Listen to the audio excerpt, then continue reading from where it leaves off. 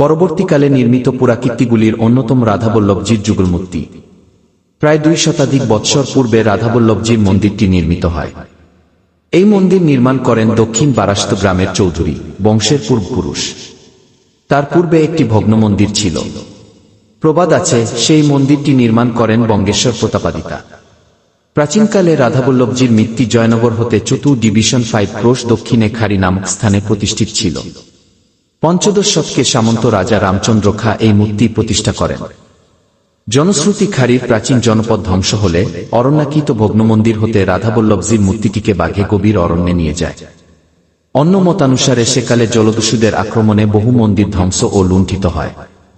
খাড়ির মন্দিরটি অনুরূপভাবে ধ্বংসের কবলে পড়ে এবং মূর্তিটি দস্যু দ্বারা জঙ্গলে নিক্ষিপ্ত হয়।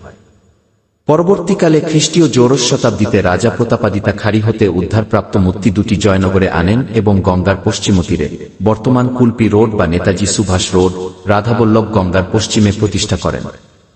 এই তথ্য বিভিন্ন পঞ্জিকা ও পুরাতত্ত্ববিদগণের মতানুসারে জানা যায়। প্রাচীন গ্রন্থ সত্যচরণ শাস্ত্রী প্রণীত প্রতাপাদিত্যার জীবনচরিত হতেও এই তথ্য পাওয়া যায়।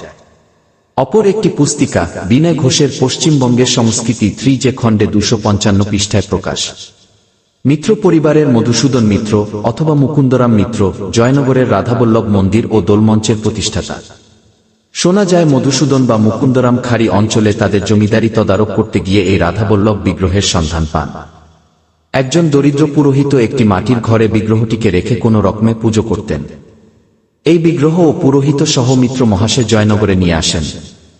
পুরোহিতদের উপাধি সরখেল। এদের বংশধরী এখনও রাধাবল্লভ বিগ্রহের পৌরোহিত্য করেন। ফাল্গুন মাসের কৃষ্ণপক্ষের পঞ্চমী তিথিতে রাধা কৃষ্ণের দোলযাত্রা উৎসব অনুষ্ঠিত হয়। পঞ্চম দোলযাত্রা নামে এই উৎসব দূরদূরান্তে খ্যাত। দোলের পূর্বদিন চাচের উৎসব উপলক্ষে সন্ধ্যা থেকেই লোক সমাগম হতে থাকে। সারারাত মেলা চলে। চাচেদের শেষে বিশেষ আকর্ষণ আতশবাজি পোড়ানো। এছাড়া নাম সংকীর্তন, পূজা অর্চনা হয়। এই উৎসবের মাহাত্ম্য সম্পর্কে বহু জনশ্রুতি শোনা যায়। তার মধ্যে একটি বিশেষ ঘটনা পরিলক্ষিত হয় যা শত শত বৎসর ধরে চলে আসছে। দোলমন্দির পার্শ্বস্থ একটি কদম ফুল গাছে চাচেদের দিন রাত্রে দুটি মাত্র কদম কুড়ি দেখা যায়। ভোরে কুড়ি দুটি ফোটে এবং ফুল দুটি ঠাকুরের কানে পরানো হয়। যদিও এই ফুল ফোটার সময় আসা ও শ্রাবণ মাস। এই অলৌকিক ঘটনা কিংবদন্তি হয়ে আছে। ঠিক কোন সময় হতে এই ফুল ফুটছে জানা যায় না। প্রায়ত অনেকগুলি রাধাকৃষ্ণের বিগ্রহ। সকল বিগ্রহের শোভাযাত্রা বিশেষ দর্শনীয়। জমিদারি আমলে শোভাযাত্রায় সঙ্গের প্রদর্শনী খুবই উল্লেখজনক।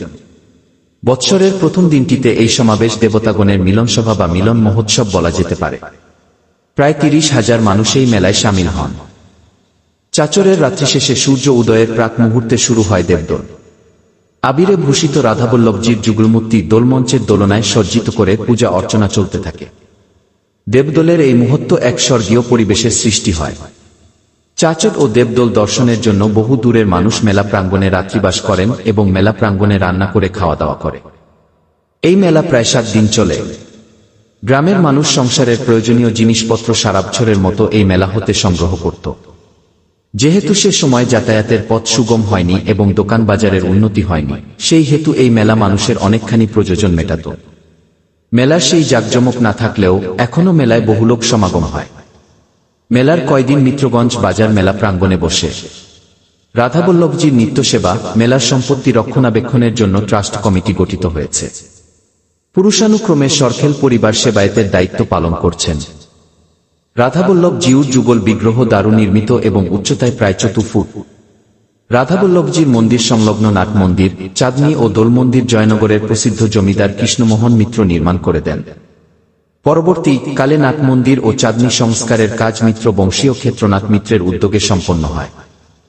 শ্রী শ্রী রাধাবল্লভ জিউর মাহাত্ম্য ও ধর্মীয় মহিমা এতদ অঞ্চলে এবং দূরদূরান্তে সুবিদিত। জয়নগর, মজিলপুরের প্রাচীন ও বৃহৎ মেলা গোষ্ঠ ও দোলযাত্রার মেলা। অন্যান্য উৎসব অনুষ্ঠানের মধ্যে ওয়ানলা বৈশাখ গোষ্ঠযাত্রা ও ফাল্গুন মাসে পঞ্চম দোলযাত্রা বিশেষ প্রসিদ্ধ।